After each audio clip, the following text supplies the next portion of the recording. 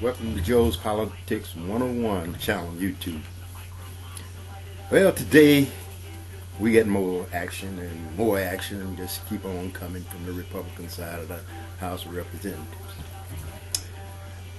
Today, the Oversight Committee, chairman by Mr. Darrell Issa of California, voted on whether or not to hold Attorney General Holder in contempt of Congress. Well, it passed, and they got their little contempt thing in. So even after the president invoked an executive privilege deal on it, they went ahead with the vote anyway. Having watched this, I've been watching the Republicans and these guys since before 2010. And before the 2010 elections, Darrell Issa made it a specific point that if the Republicans won the House of Representatives, that he was going to do a lot of investigations on the White House. I mean, he was going to load up on everything he could possibly do to find out if there's some scandals or anything going on in the White House. Well, that's been almost 2 years. And apparently he hadn't found anything that would be of any value to him or the Republicans as far as dealing with the president. So now he's decided he would go after the Attorney General, which they believe will reflect on the president. Well, there's a couple of things that's bothering me about this whole deal, because they keep throwing up this agent that got killed, this Border Patrol officer that got killed because of with one of the guns, or they don't even know whether one of those guns was used to kill him or who shot him or what. All they know is he's dead. I mean, it's a tragedy anytime you lose a police officer or any life.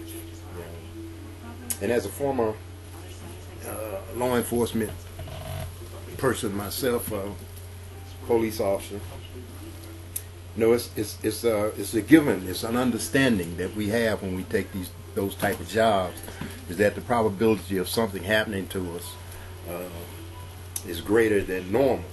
And the same thing in the military. The probability of surviving is it's a toss in the air, because you never know if something's going to happen. As tragic as it was for this young man to lose his life while being involved in an investigation is bad. But anytime a police officer or a person in the military takes on that responsibility, and that do happen to him in the process of it, it shouldn't be political. It shouldn't be used on a political basis. And that's what I see the Republicans doing, is trying to use this man's death to get at President Obama through Eric Holder. Like anything in life, there are some things that should not be released. There are some things that should be released. There are some classified documents that holds people who are involved in that investigation. The Fast and Furious gun running deal that they had set up, which is something that law enforcement do all the time.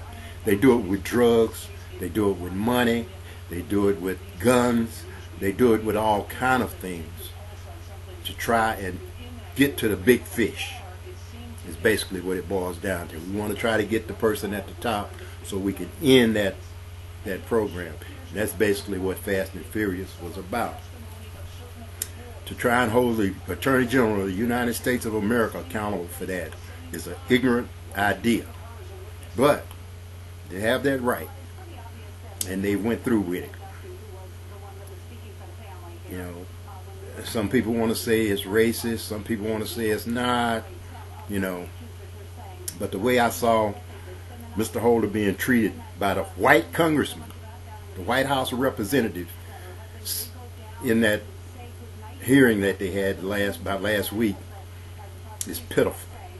You don't call a man a lie the way Issa called Holder a lie.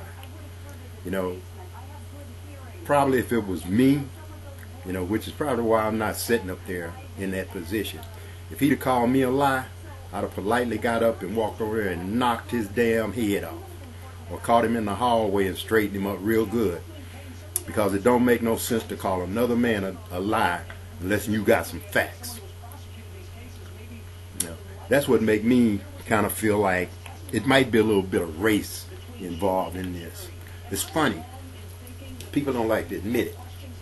But anytime a Afro-American is in a position of power or have some authority, you know, and I'm dealing with this on personal experience. White American men and women have a tendency not to want to follow the instructions of that Afro-American person in charge. They always fight back. Yeah, whether that's race or they feel like they shouldn't have to take those instructions from that individual because he's an Afro-American, I don't know. But whatever reason it is, it's a normal reaction to most people. The only place that you probably don't find it is in the military. Now, I'm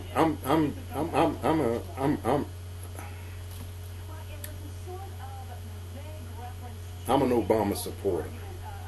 You know, and I don't say everything that he's done is correct. You know, but he's tried to do a lot of things that have not been done that probably would have helped the country.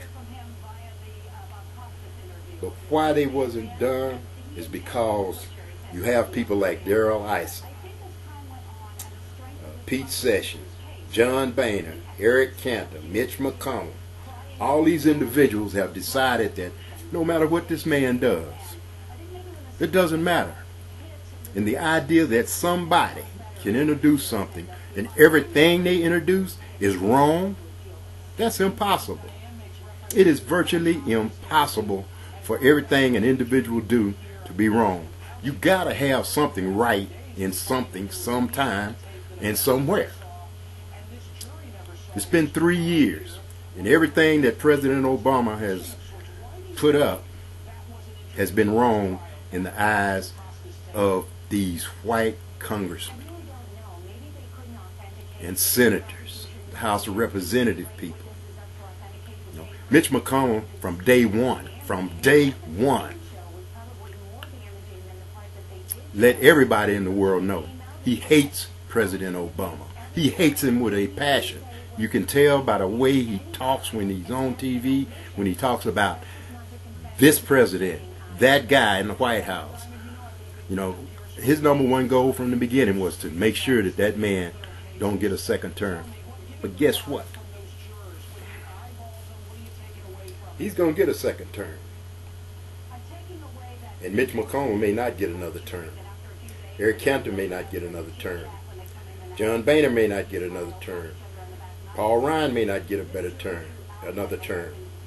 You know, people need to be paying attention, very, very, very close attention to what the hell's going on in the House of Representatives and those Republicans in the Senate. You know, they're trying to turn this nation into a nation where one party rules it, they make the decisions, and basically what it'll boil down to is a dictatorship. And some people will be happy about that, but there's going to be more that's going to be unhappy about it.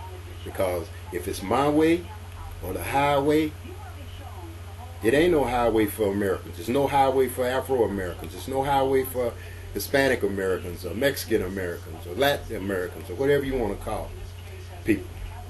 You know, there's no highway, nowhere to go. So what do we have? We'll have a third world country. one party, one ruler. Even though we might have elections, we still got one party, one ruler, and nobody to say anything about what they do. You know, all this extremist right-wing crap that comes up, all that comes directly out of some extreme militia, Ku Klux Klan, neo-Nazi, all of this kind of stuff programs. People in America, you need to be paying attention to what the heck is going on in your politics in 2012. Now, I'm running out of time on this one, but I'm going to flip it over and I'm going to get it on the next one. Just to carry it on. It'll be part 2. This is part 1.